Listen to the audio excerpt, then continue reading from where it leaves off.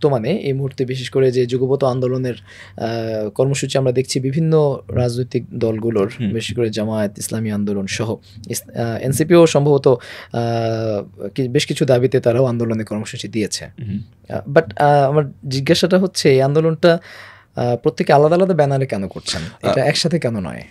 প্রথমত যেটা সেটা হচ্ছে ধরেন জামাত, খেলাফত মজলিস, ইসলামী আন্দোলন বাংলাদেশ এবং নিজাম ইসলাম পার্টি, ওনারা আন্দোলন করছে হচ্ছে দুইটা দাবিতে।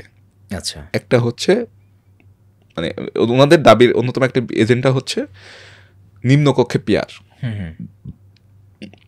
এনসিপি যে দাবি, এনসিপির এখানে ডিফারেন্স আছে। এনসিপি উচ্চকক্ষে পিয়ারের পক্ষে, বাট নিম্নকক্ষের পিয়ারের পক্ষে না।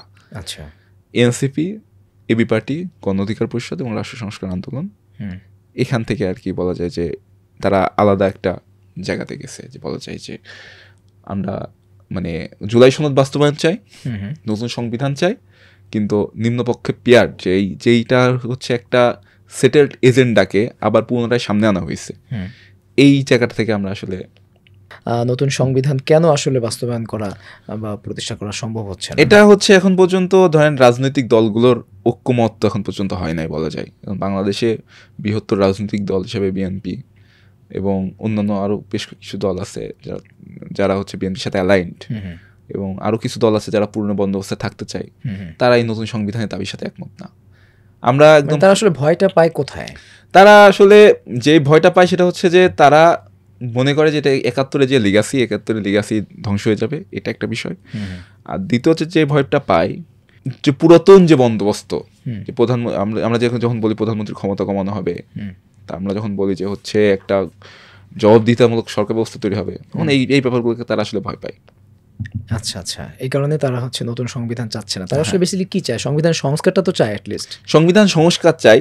এখন একটা বিষয় হচ্ছে দেখেন, দুইটা বিষয় যদি আমি বলি, বাংলাদেশের সংবিধান এ পর্যন্ত সংস্কার হয়েছে হচ্ছে 4বার সংস্কার হয়েছে, আর সংশোধন তো হয়েছে 17 বার। মানে বড় ধরনের সংস্কার যদি বলি, ধরেন একটা হচ্ছে 4th অ্যামেন্ডমেন্ট, চতুর্থ সংশোধনীর মাধ্যমে একদম হচ্ছে পুরো গণতন্ত্রকে ধ্বংস করেছে শেখ মুজিব। একটা হচ্ছে 4th অ্যামেন্ডমেন্ট, চতুর্থ সংশোধনীর মাধ্যমে একদম হচ্ছে পুরো গণতন্ত্রকে ধ্বংস করেছে শেখ মুজিব।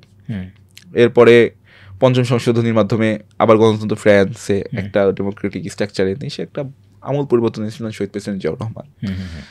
এরপরে যদি আমি ধরি, তারপরে হচ্ছে আমাদের 12ম সংশোধনীর মাধ্যমে প্রাইম মিনিস্ট্রিয়াল ডেমোক্রেসি আসছে 90-এর গণ আন্দোলনের পরে। আবার হচ্ছে 15ম সংশোধনীর মাধ্যমে আপনার আবার আমরা বাকশালে ফেরত গেছিলাম আর কি বলা যায়।